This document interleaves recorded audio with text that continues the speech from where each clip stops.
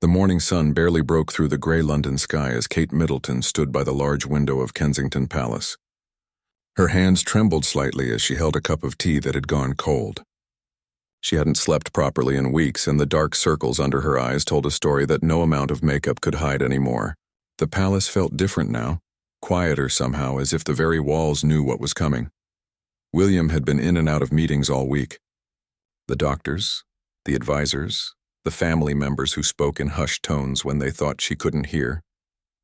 But Kate heard everything.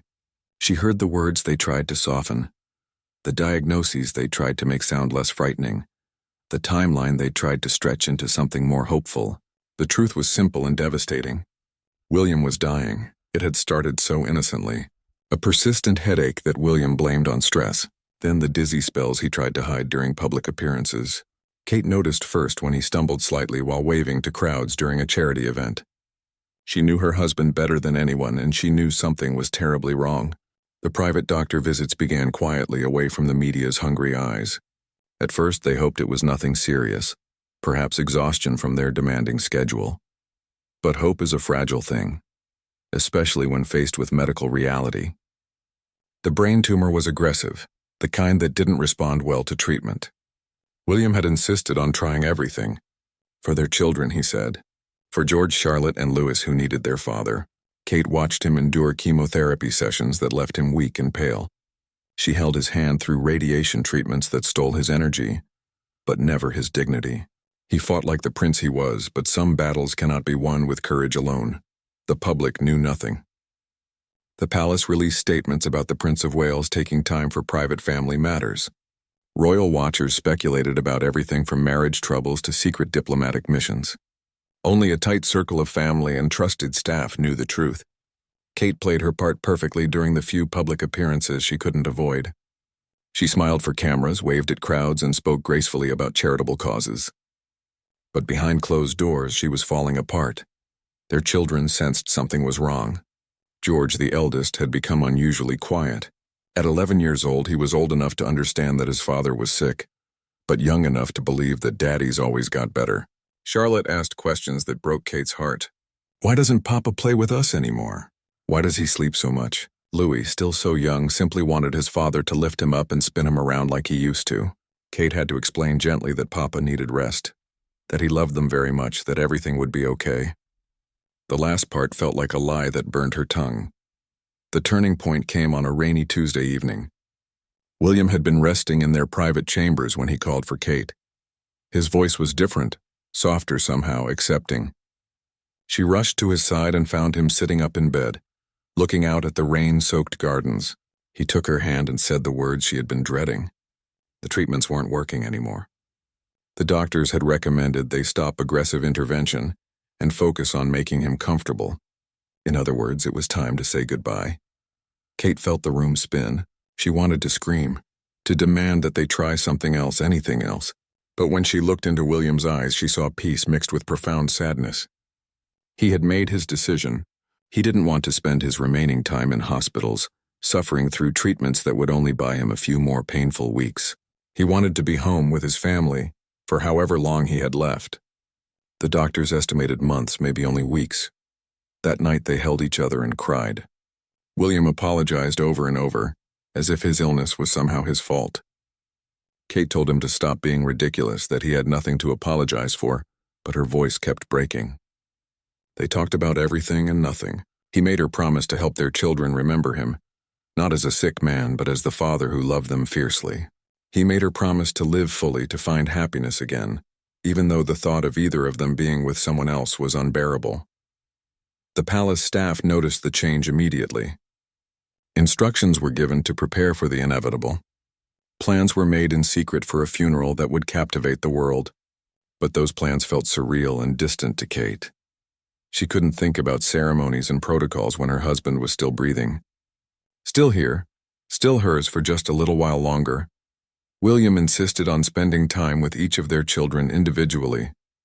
Kate watched from doorways as he spoke to George about being brave and kind, about being a good big brother, about the responsibility that would one day be his. She heard him tell Charlotte that she was strong and brilliant, that she should never let anyone dim her light. She saw him cuddle Louis and whisper secrets that made the little boy giggle, even as tears rolled down William's cheeks. The Queen visited often, her own grief hidden behind decades of practiced composure. But Kate saw it in her eyes, the pain of watching her grandson fade away. Charles came daily, sitting with his son in comfortable silence or sharing memories of William's childhood. Harry flew in from California, old tensions temporarily forgotten in the face of losing a brother. The family drew together in their shared heartbreak. Kate began keeping a journal, writing down everything William said, every small moment, every smile and laugh they shared. She wanted to capture it all, preserve it somehow against the approaching darkness. She took photographs when he was having good days, videos of him reading bedtime stories to the children. She was building a treasury of memories for the years of emptiness ahead. The media started to suspect something serious was happening. The lack of public appearances, the canceled engagements, the tight security around the palace. Rumors swirled on social media and in tabloid papers. Some came close to the truth, others wildly speculated. The palace press office worked overtime to maintain privacy, to protect William's dignity and give the family space for what was coming. As William grew weaker, Kate rarely left his side. She slept in a chair next to his bed, waking at the slightest sound. She helped him with tasks he could no longer manage alone, never complaining, never showing anything but love. The strong, athletic man she had married was fading, his body betraying him even as his spirit remained unbroken. He joked that at least he wouldn't have to worry about going bald anymore, making her laugh through tears. Friends visited to say their goodbyes, though no one called them that. They came for tea, for quiet conversations, for one last moment with a man they loved. William received them with grace, thanking them for their friendship, releasing them from their grief with kind words and gentle humor. He was teaching everyone around him how to die with dignity. The palace chapel became William's sanctuary during his final weeks. When he had enough strength, Kate would help him walk there slowly, supporting his weight as they moved through corridors he had known since childhood. Sometimes they would sit in silence, William praying for strength and Kate praying for a miracle she knew wouldn't come. The flickering candles cast dancing shadows on the ancient walls, and in those quiet moments time seemed to slow down. William wanted to write letters. His hands shook too much to hold a pen for long, so Kate became his scribe. He dictated messages for each of his children to be opened on significant birthdays, graduations, weddings.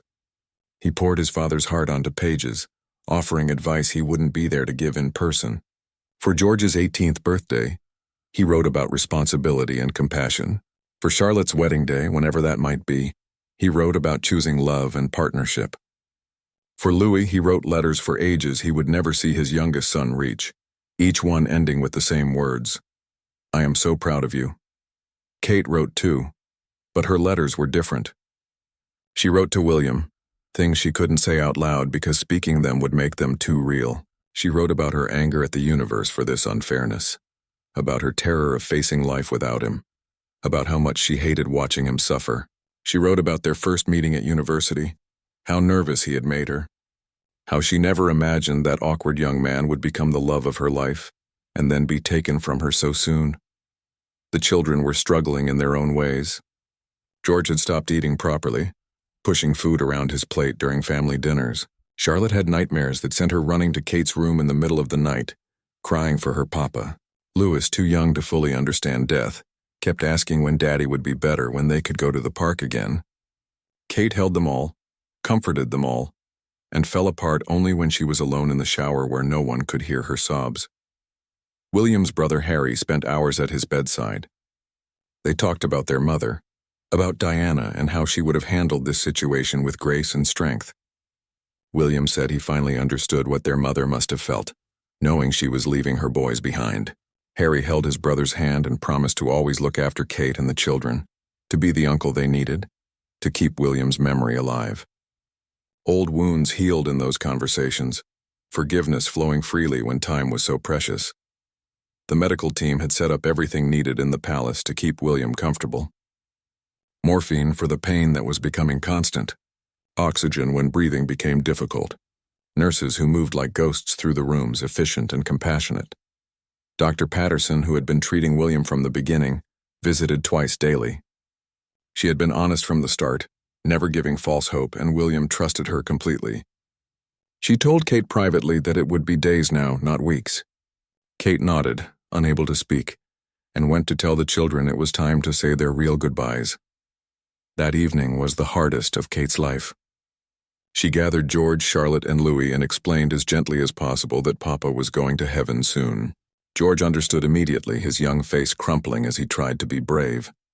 Charlotte clung to Kate, asking why the doctors couldn't fix him, why God would take their Papa away. Louis asked if heaven was far and if they could visit.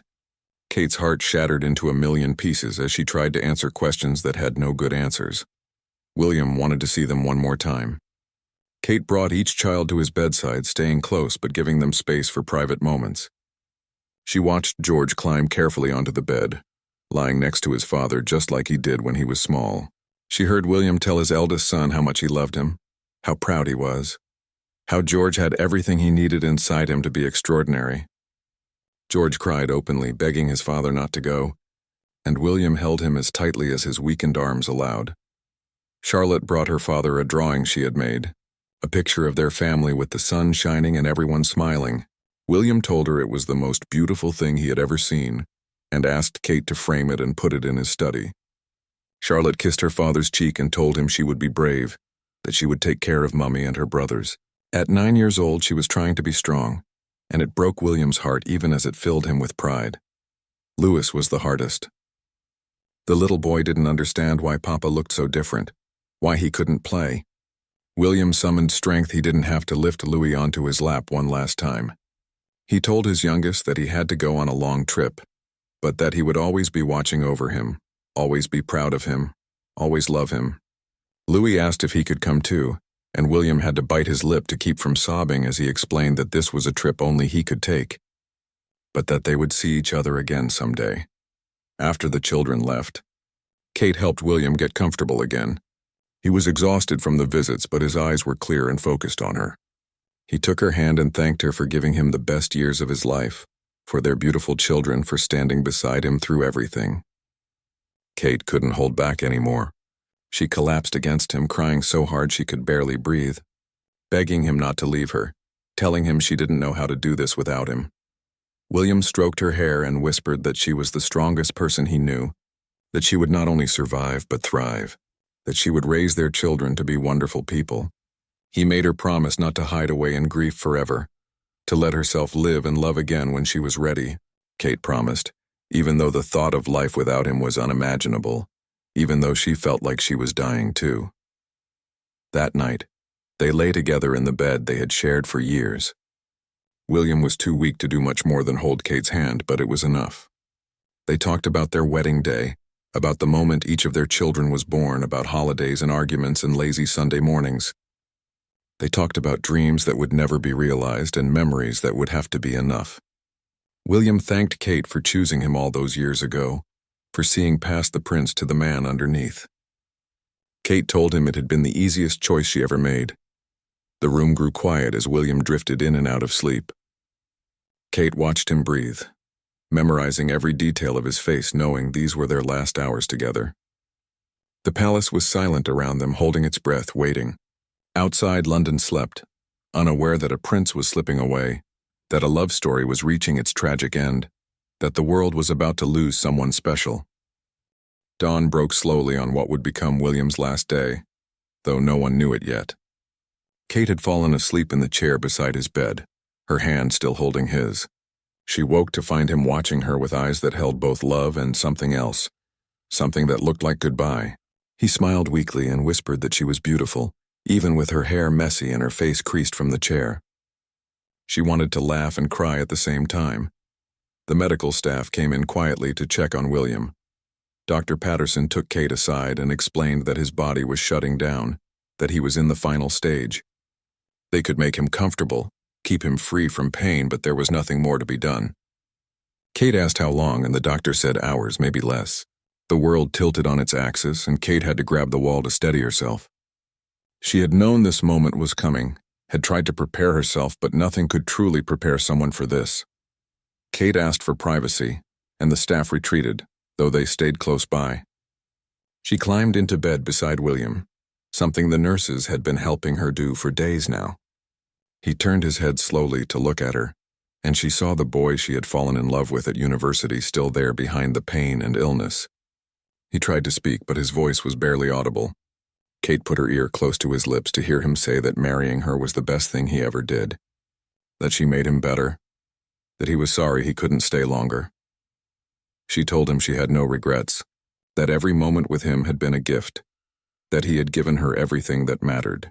She told him about the first time she saw him, how her heart had skipped when he smiled at her across that crowded room. She reminded him of their first date, how nervous he had been, how he had spilled wine on his shirt and turned bright red. William's lips curved into the ghost of a smile at the memory. The family began arriving as word spread that this was the day. Charles came first, his composure cracking when he saw his son so diminished. He sat on the other side of the bed and took William's hand, telling him what a magnificent son he had been, how proud he was, how much he loved him. William managed to squeeze his father's hand in response.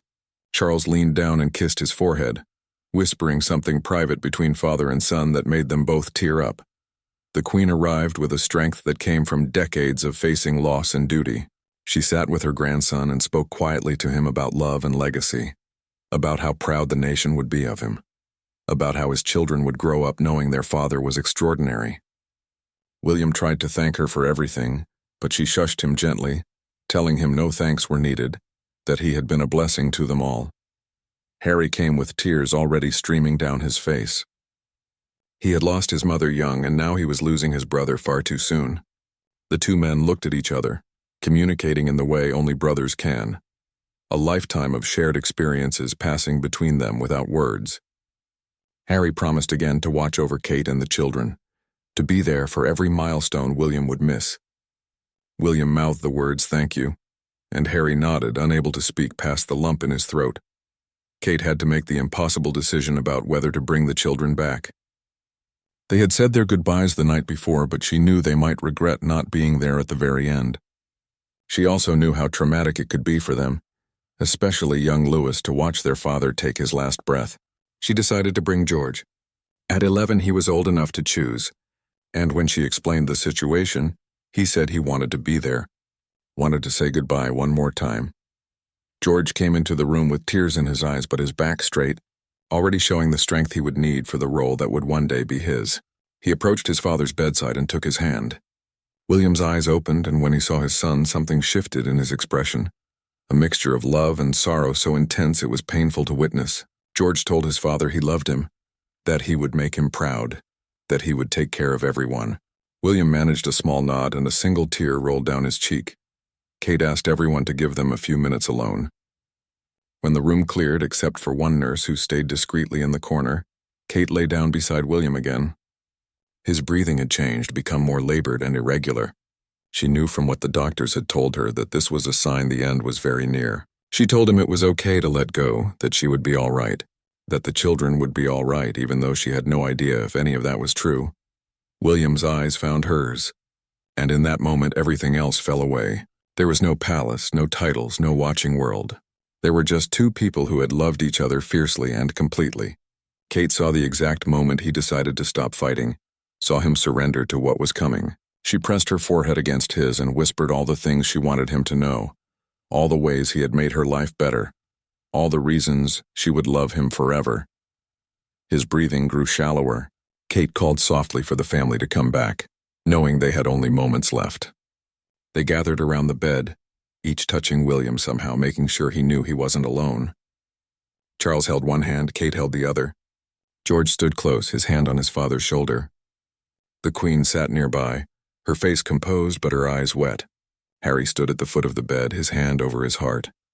William's eyes moved slowly around the room, seeming to memorize each face, each person he loved. His gaze returned to Kate and stayed there. She saw everything in that look, all their years together compressed into a single moment of pure connection. She told him she loved him, told him thank you for everything, told him it was okay to rest now. His lips moved slightly, forming words he no longer had breath to speak. But Kate knew what they were because he had been saying them for years. I love you too. The afternoon sun broke through the clouds and streamed through the window, bathing the room in golden light. William's breathing slowed further, the pauses between breaths growing longer. Kate held him tighter, as if she could keep him with her through sheer force of will. But some things are beyond our control. Some goodbyes are inevitable. William took one more shallow breath, let it out slowly, and then there was only silence. The heart that had loved so deeply, the spirit that had served so faithfully, was gone. For a moment, no one moved. It was as if time itself had stopped out of respect. Then Kate made a sound that came from somewhere deep inside her, a cry of grief so raw and primal it seemed to shake the foundations of the palace. She clung to William's body, sobbing his name, begging him to come back even though she knew he was already beyond reach. Charles put his hand on her shoulder, his own face wet with tears. Harry buried his face in his hands. George stood frozen, trying to process what he had just witnessed. The Queen closed her eyes and bowed her head in prayer. The palace became a place of organized chaos within minutes of William's passing. Staff who had been prepared for this moment moved with practiced efficiency, following protocols established centuries ago for the death of a royal. But nothing could truly prepare anyone for the reality of it. Kate remained in the room, refusing to leave William's side. She held his hand, which was already growing cold, and spoke to him as if he could still hear her. Someone gently suggested she step out, but she shook her head. Not yet. She wasn't ready. Charles made the official calls that needed to be made. The Prime Minister was informed, then other government officials, then the Archbishop of Canterbury. Each call was brief and formal, though Charles's voice cracked several times. He had to pause, take a breath, and continue. The man who would one day be king was simply a father who had just lost his son, and all the training in the world couldn't prepare him for that pain. Harry took on the heartbreaking task of telling Charlotte and Louis. He found them with their nanny in the playroom, where they had been kept busy and distracted. Charlotte took one look at her uncle's face and knew. Her hands went to her mouth and she started shaking her head, as if denial could change reality. Harry knelt down and pulled both children into his arms, telling them as gently as possible that their papa had gone to heaven, that he wasn't in pain anymore, that he loved them so much. Louis asked if Papa was coming back, and when Harry said no, the little boy started crying in a way that broke everyone's heart. Kate finally allowed herself to be led from the room an hour later. She looked back at William one last time, memorizing everything about how he looked in that moment of peace. His face had relaxed in death, the lines of pain smoothed away. He looked younger somehow, more like the man she had married. She wanted to stay, wanted to climb back into that bed and never leave, but her children needed her. She forced her legs to move, forced herself to walk away from the only man she had ever truly loved. Charlotte and Louis ran to their mother the moment they saw her. The three of them collapsed into a heap on the floor, holding each other and crying. No words were adequate. Kate tried to comfort them even as her own grief threatened to swallow her whole. She stroked their hair and whispered that they would be okay, that they still had each other, that Papa would always be with them in their hearts. The words sounded hollow even to her own ears. But what else could she say? George had locked himself in his room. Kate went to him after settling the younger children with their nanny. She found him sitting on his bed staring at nothing, his face pale and shocked. When she sat beside him, he turned to her and asked in a small voice if this meant he would be king someday. The weight of reality, of responsibility, was already settling on his young shoulders.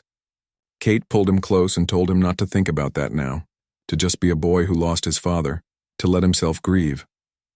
But they both knew his life had changed forever in ways beyond just losing his papa.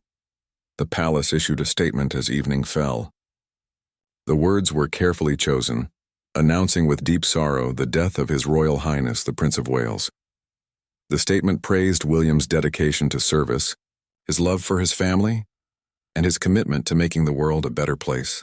It requested privacy for the royal family during this difficult time. Within minutes, the news spread around the world. Social media exploded with shock and grief. People who had grown up watching William, who had celebrated his wedding and the births of his children, now mourned his loss. Tributes poured in from world leaders, celebrities, and ordinary people whose lives William had touched. Crowds began gathering outside Kensington Palace and Buckingham Palace, leaving flowers, cards, and candles. The outpouring of public grief was immediate and overwhelming. Kate watched the news coverage from her private sitting room, seeing her own pain reflected in the faces of strangers around the world. She saw images of William from throughout his life, from a young boy walking behind his mother's coffin to a prince and husband and father. She saw their wedding footage, saw herself looking at him with such hope and joy and had to turn away. That girl in the beautiful dress had no idea how the story would end, how much heartbreak was waiting.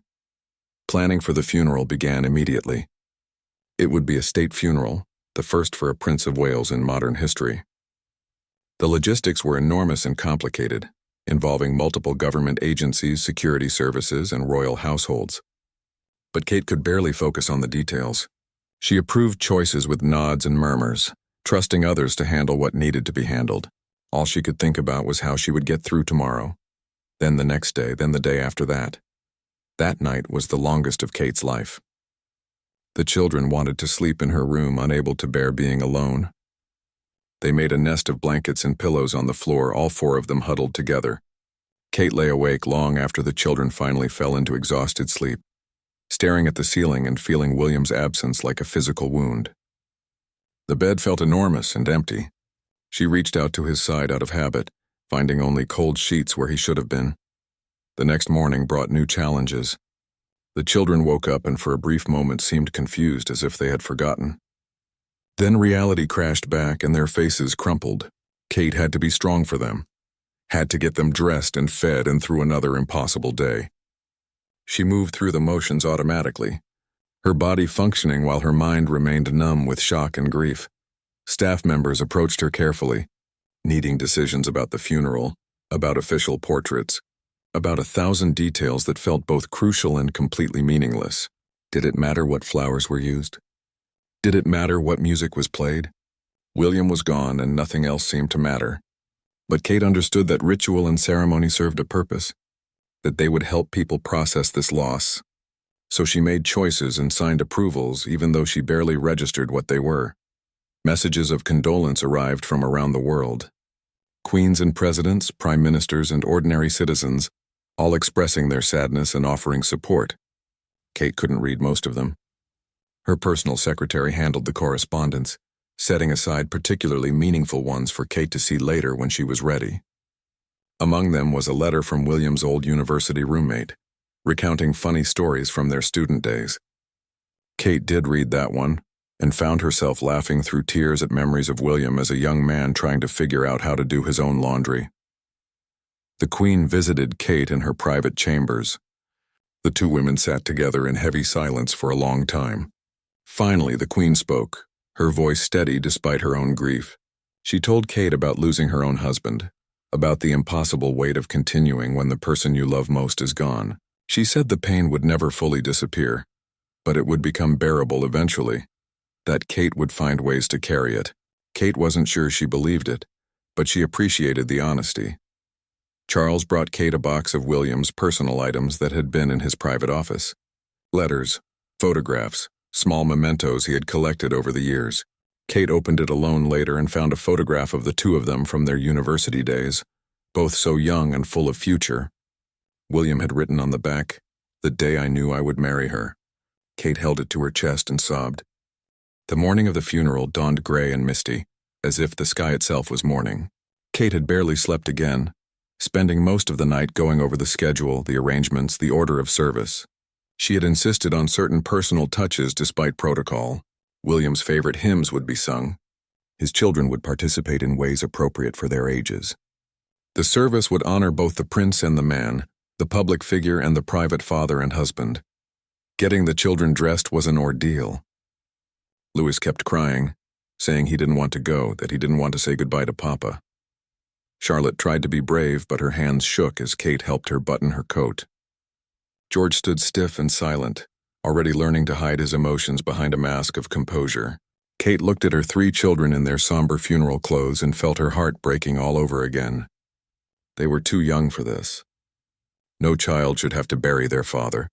The procession would wind through London, allowing the public to pay their respects. William's coffin, draped with the royal standard and topped with his sword and a wreath of white roses from Kate, would be carried on a gun carriage. The family would follow on foot for part of the route, just as William had once walked behind his own mother's coffin. The symmetry was not lost on anyone, and the media was already drawing comparisons, analyzing the tragedy of a family marked by too much loss too soon. Kate steeled herself as they prepared to leave Kensington Palace. She wore black, simple and elegant, with a veil that provided some privacy for her grief. She held Charlotte's hand on one side and Louis's on the other. George walked slightly ahead with his grandfather Charles, already being prepared for the weight of duty that would be his burden to carry.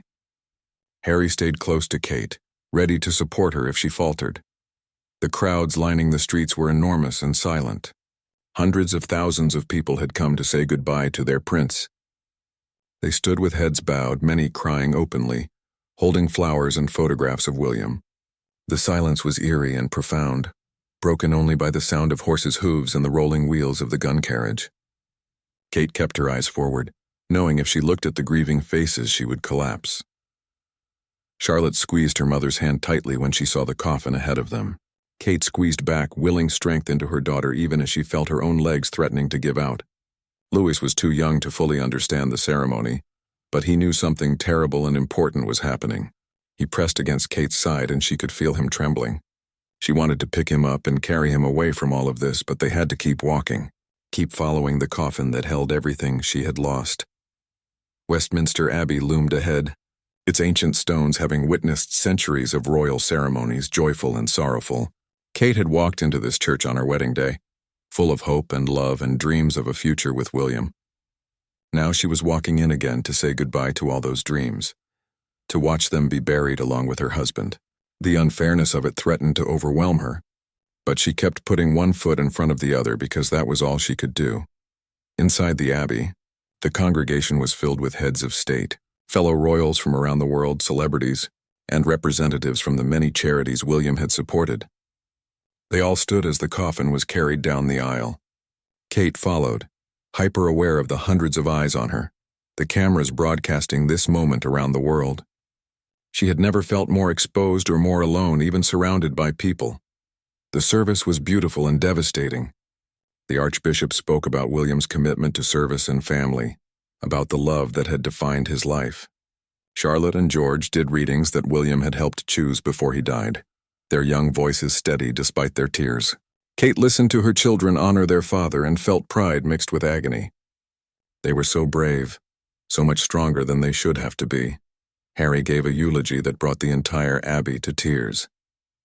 He spoke about his brother not as a prince but as a person, sharing stories that made people laugh through their grief. He talked about William's terrible jokes, his competitive nature in family games, his fierce protectiveness of those he loved. He spoke directly to George, Charlotte, and Louis, telling them their father was the best man he had ever known, and they should be incredibly proud to be his children. His voice cracked on the last words, and he had to pause to compose himself. The moment Kate had been dreading most came too soon. The final hymn, the final prayers, and then the coffin being lifted again to be carried out. This was it, the last time she would be in the same room with William's body. After this, he would be taken to Windsor for a private burial, and then he would be gone forever. Nothing left but memories and grief. Kate's vision blurred with tears as she watched the coffin pass, and she reached out instinctively as if she could touch him one more time. The private burial at Windsor was smaller, just family and very close friends. Kate had requested this moment of intimacy away from cameras and protocol. As William's coffin was lowered into the ground next to where other royals rested, Kate placed her hand on the cool wood one last time. She whispered words meant only for him, promises she would keep and memories she would treasure. George stepped forward and placed a letter he had written on top of the coffin. His young face set in lines of grief that made him look much older than 11. Afterward, there was a reception back at Windsor Castle. People spoke in hushed voices, sharing memories of William, offering hollow condolences that Kate knew were well meant but provided no comfort. She moved through the crowd like a ghost, accepting embraces and murmured sympathies while feeling completely disconnected from her own body. The children stayed close, exhausted from the emotional weight of the day. That evening, finally back at Kensington Palace and away from all the people and obligations, Kate helped her children get ready for bed. They were clingy and quiet, none of them wanting to be alone. She tucked them into her bed, all three of them, and lay down beside them. They talked about their father, sharing favorite memories, crying, and sometimes even laughing. Louis fell asleep first, worn out from a day he was too young to fully comprehend. Charlotte followed soon after, her hand clutching Kate's. George stayed awake longer, staring at the ceiling, He asked Kate if the pain would ever stop. She wanted to lie, to tell him yes, everything would be fine. But she had promised herself she would always be honest with her children about this. She told him the pain would change, become different over time, that they would learn to carry it even though it would never fully go away. She told him it was okay to be sad, okay to cry, okay to be angry at the unfairness of it all. She told him his father loved him more than anything in the world. George nodded and finally closed his eyes, and Kate held all three of her children close. The four of them united in their grief and their loss, a family forever changed by the absence of the person who had meant everything to them. The days after the funeral blurred together in a fog of grief and obligation. Kate went through the motions of living because her children needed her to, but she felt hollow inside, as if the essential part of herself had been buried with William. She woke up each morning and for a split second forgot. Then reality would crash back and steal her breath. The palace felt different now, emptier somehow, even though it was filled with the same people and furniture. William's absence was everywhere. Letters and cards continued to arrive by the thousands. People from around the world wrote to share how William had touched their lives, how his charity work had made a difference, how his warmth and kindness had inspired them. Kate tried to read as many as she could, finding strange comfort in knowing William's impact had reached so far. One letter from a young man whose life had been saved by a mental health initiative William championed made Kate cry for hours. Her husband's legacy was real and lasting, even if he wasn't here to see it. The children struggled in different ways. George threw himself into his studies as if staying busy could keep the grief at bay. He asked questions about his future role, about what would be expected of him. Questions that made Kate's heart ache because he was trying to fill shoes far too big for him. She tried to remind him he was still just a boy, that he had years before those responsibilities would fall to him. But she could see William's sense of duty already taking root in their son. Charlotte became quieter, more withdrawn. She spent hours in her room drawing pictures of their family, always with 4 people even though there were only 3 of them now. Her teachers reported she was doing well academically but seemed sad, disconnected from her friends. Kate tried to draw her out, to get her to talk about her feelings, but Charlotte kept insisting she was fine. The lie was obvious, but Kate didn't know how to break through it, how to help her daughter process a loss so profound. Louis, in the way of young children, seemed to bounce between understanding and denial. Some days he would cry for his papa, asking when he was coming home. Other days he would play normally as if nothing had changed. Kate knew this was his way of coping, his young mind protecting him from too much pain at once.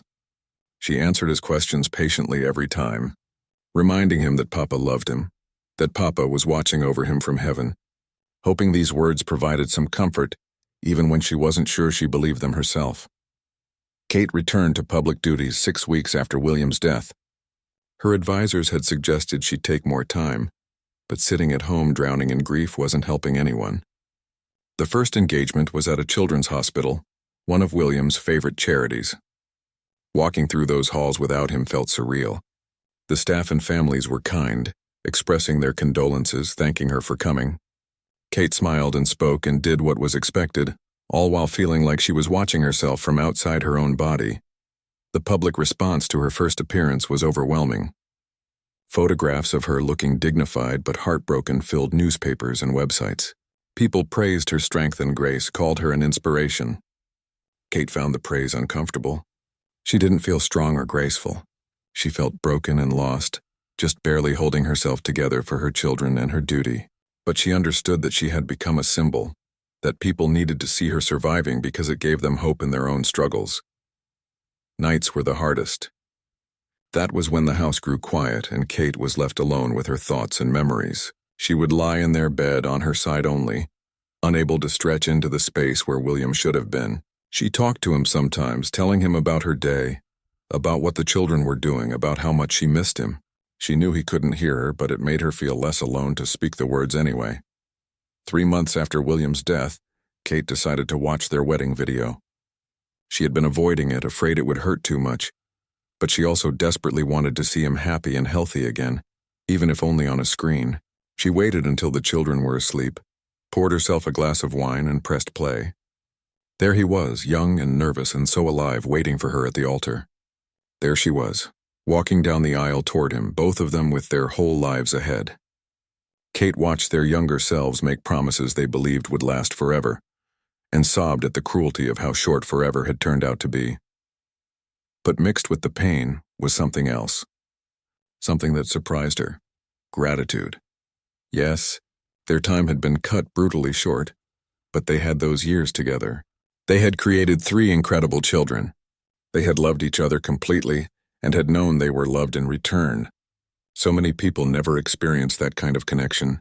William had been hers and she had been his, and nothing, not even death, could change what they had shared.